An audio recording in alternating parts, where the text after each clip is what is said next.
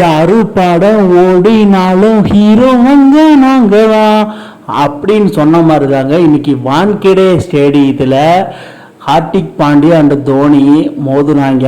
இவங்க ரெண்டு பேர்த்துல கை தூக்குறது ஒரே ஒருத்தர் தான். அது யாருன்னு நம்ம எல்லாத்துக்குமே தெரியும். இந்த மேட்ச்ல என்னதான் நடந்திருக்குது வாங்க பார்க்கலாம். அதுக்கு முன்னாடி நம்ம சேனலை சப்ஸ்கிரைப் பண்ணிக்கங்க. அதாவது எம்ஐ வாஸ் சிஎஸ்கே அப்படின்னாலே பெரிய ஒரு ரிவர்லி மேட்ச் தான். அந்த மேட்ச்சில் வேற மாதிரி சம்பவங்கள் நடக்கும். அது நம்ம எல்லாத்துக்குமே தெரியும். 17 வருஷமாக இது 18வது வருஷம் வேற மாதிரி சம்பவங்கள் போயிட்டு இருக்குது. தோனி ஹார்திக் பாண்டியாட்ட ஒன்று கேட்டாப்புல. என்ன கேட்டார்னா, போன வருஷம் எப்படியே ஸ்லாட்லேயே ஒரு 3 பால் போட்டு கொடுத்தா டெத்தில் நான் ஒரு 3 6 போட்டுக்கிட்டேன். இந்த தடவை அதே மாதிரி போடுவேன். நொட்டுவாங்க இந்த தடவை உனக்கு நான் போடுறேன் நான் அப்படின்னு சொல்லிட்டு அவர் அதெல்லாம் கிடையாது, முடிஞ்சு அடிச்சுக்க அப்படி சொல்லி ஃபஸ்ட் இன்னிங்ஸை ஸ்டார்ட் பண்ணேன். சென்னை சூப்பர் கிங்ஸு ஆரம்பத்திலேயே தடவல்ஸ்கியை போட்டுருந்தாங்க. அந்த சமயத்தில் பார்த்தீங்கன்னா நம்ம அஸ்வினி குமார், அதாவது ஹார்திக் பாண்டியாவுக்கு அஸ்வினி குமார் மேலே என்ன ஒரு கான்ஃபிடன்ஸ் லெவல்னே தெரில. ஆகுனா அஸ்வினி குமாரை தூக்கிட்டு வந்துடுறாப்புல. ஆனால் விக்கெட்டும் எடுத்து கொடுத்தாரு. ரச்சித் ரவீந்திராவோட மெயின் விக்கெட்டை. இது அவர் பொட்டன்ஷியல் டேலண்ட்டை வெளிப்படுத்துது. அதுக்கப்புறமா ஒருத்தன் வந்தான் பாருங்க, ஆயுஷ் மாத்ரே, அதாவது லோக்கல் பாய், மும்பையில் பிறந்து மும்பை ஸ்டேடியத்தில் ஏகப்பட்ட தடவை ஆடி இருக்கிறாப்புல. ஸோ அதனால் என்னமோ தெரியல, இன்னைக்கு இறங்கி போட்டு போலன்னு புலந்து எடுத்துட்டாரு மும்பை பவுலர்ஸை. அது யாராக வீசினாலும் சரி, எவன் வீசினாலும் சரி, தீபக் சகர் ஆகட்டும், டென் போல்ட் ஆகட்டும், யார் வீசினாலும் சரி, பட் பும்ராவோட ஒரு ஓவர் மட்டும் அடிக்கல போட்டு புலந்து எடுத்துட்டேன். அவுட்ஸ்டாண்டிங் 17 வயசு பையன்னு வேற மாதிரி. அதுக்கப்புறம் மும்பை பவுலர்ஸ் விடவே இல்லை. டப்புன்னு சேன்னரை கொண்டு ஸ்பின்னிங் டிபார்ட்மெண்ட்டில் ஒரு விக்கெட் எடுத்து கொடுத்துட்டாரு. ஏன்னா சேன்னர் பார்த்தீங்கன்னா சென்னை சூப்பர் கிங்ஸ்க்காக கிட்டத்தட்ட ஒரு 3-4 வருஷமாக ஆடி இருக்கிறாப்புல. அவர் வாய்ப்பு கொடுக்காமையே பெஞ்சில் வச்சு தேய்ச்சிட்டு இருந்தாரு நம்ம தோனி. ஸோ அதனால இங்கே எல்லா மேட்சும் எனக்கு வாய்ப்பு கொடுத்தா கண்டிப்பாக சிஎஸ்கேவை போட்டு தள்ளிடலாம் அப்படின்னு சொல்லுவேன். யூஸ்வலாக ஓசனம் பண்ணியிருப்பாரு சேன்னரு. அவரோட கான்ட்ரிபியூட் இன்னைக்கு வேற லெவலு. அதுக்கப்புறமா தீபக் சகர் சென்னை சூப்பர் கிங்ஸோட செல்ல பிள்ளைன்னு சொல்லலாம். பட் அவங்க ஆப்ரண்ட்ல கொண்டு வேற லெவலில் மும்பைக்காக பவுலிங் பண்ணதெல்லாம் வேற மாதிரி சம்பவம். எந்த மாதிரி அந்த மாதிரி சம்பவம் பண்ணிட்டு இருந்தாரு தீபக் சகர். பட் பவர் பிளேலேயே நல்லா யூஸ்னாரு. கொஞ்சம் 4வது ஓவர் வீசும்போது கொஞ்சம் அடி வாங்கிட்டான்னு தான் சொல்லுவார். 7th ஓவர் அதை இன்டு தி ஃபீல்டு வச்சு செட் பண்ணி போட்டிருந்தா இவரோட ஓவரும் வேற மாதிரி போயிருக்கும். பட் அதெல்லாம் பொருட்படுத்தாம அப்புறம் வந்தான் பாருங்க சிவம் தூபே. இவனும் பாம்பே சேர்ந்தவன் தான். சிவம் தூபே இந்த கிரவுண்டில் ஏகப்பட்ட மேட்ச் நடந்தது. Ranji trophy, Duleep trophy, Deodhar trophy, Vijay Hazare, Syed Mushtaq Ali trophy, ஏகப்பட்ட டிராப்பிங் விளையாண்டுருக்கான் சிவம் தூபே. போட்டு இன்னைக்கு போலவாலும் போந்தெடுத்து தான் பும்ராவை தவிர மற்ற எல்லாத்தையும் போட்டு போலவாலும் போந்து எடுத்துட்டு இருந்தா சிவம் தூபே. எடுத்ததும் இல்லாமல் 50 வேற அடித்து கம்ப்ளீட் பண்ணி வேற லெவலில் பூர்த்தி வந்துட்டாப்ப. அதுக்கப்புறம் காலங்காலமாக விளையாண்டுருக்கிற சடேஜா இன்னைக்கு ஒரு ப்ரொமோஷன், நீ 2 டவுன் இறங்கு அப்படின்னு சொல்லி அனுப்புனாங்க. வந்தா பிடிச்சி தடவுன்னு தடவிட்டு இருந்த சடேஜா திடீர்னு தோனி களை இறங்கினவனே இவருக்கு வேற லெவலில் ஒரு பொட்டன்ஷியல் டேலண்ட் வெளிப்பட்டுருச்சு. எல்லாத்தையும் அடிச்சுட்டு இருந்தார். மற்ற எல்லாருமே பும்ராவை அடிக்காத சமயத்தில் நம்ம பும்ராவை போட்டு 2-3 போரை அடித்தது ஒரே யாருன்னா நம்ம சடேஜா தான். அதுக்கப்புறமா சிவம் துபையும் சடேஜாவும் 2 பேர் போட்டு செஞ்சுட்டு இருந்தாங்க. செஞ்சுட்டு இருந்தது பத்தும் இல்லாமல் எப்படியாவது ஹையஸ்ட் இண்டிவிஜுவல் ஸ்கோரை கொண்டு வந்தோன்னா ஹையஸ்ட் பார்ட்னர்ஷிப்பாக கொண்டு வரணும் அப்படின்னு சொல்லி எதிர்பார்த்த சமயத்தில் சிவம் 50ஓட சடேஜாவை பின்னாடி கை கொடுக்க ஒரே கூட்டாக இருக்கு அந்த பாம்பே வான்கடை ஸ்டேடியத்தில். அதுக்கப்புறம் 50 அடித்த கையோட சிவம் துபே வெளியும் திரும்ப. அதுக்கப்புறமா நம்ம எம்எஸ் தோனி களமிறங்க ஒரே கூத்தாக இருக்குங்க அங்கே அப்படின்னு சொல்லி ஸ்ட்ரெயிட்டாகவே தோனி வந்தவனே ஸ்பின்னிங்கையும் கொண்டு வந்துட்டாங்க, பும்ராவையும் கொண்டு வந்துட்டாங்க. பும்ரா வந்தவனே toss ball low full toss போட்டார்.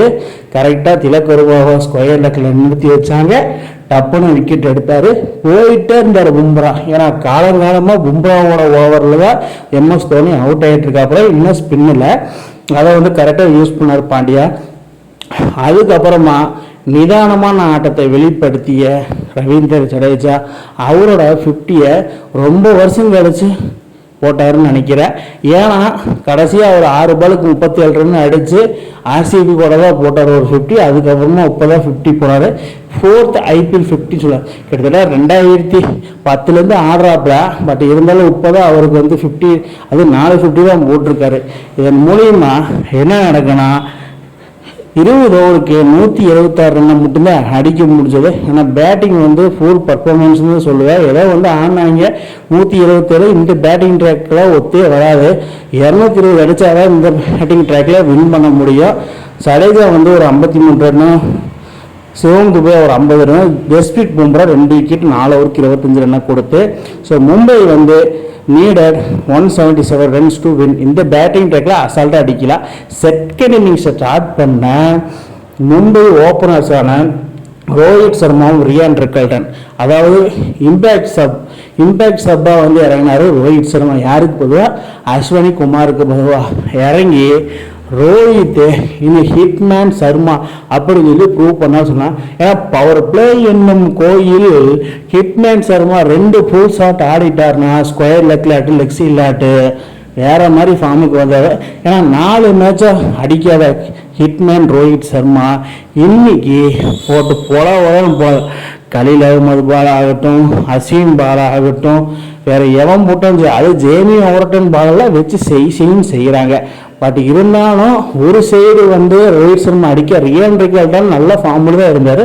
ஆனால் கொஞ்சம் ஏமாந்துட்டாருன்னு தான் நினைக்கிறேன். ரியான் ரிக்கல்டன் அவுட் ஆகி வெளியும் திரும்பும்போது ரோஹித் சர்மாவோட மனநிலையே ரொம்ப கஷ்டமாக இருக்குது. இன்றைக்கி நான் கடைசி வரைக்கும் இன்னும் மேட்சை வின் பண்ணி கொடுக்க போகிறேன் அப்படின்னு சொல்லி அவரு கூட வந்த சூரியகுமார் யாதவுக்கு நல்ல ஒரு பார்ட்னர்ஷிப்பை கிரியேட் பண்ணி செமையாக ஆடினாங்க 2 பேரும்.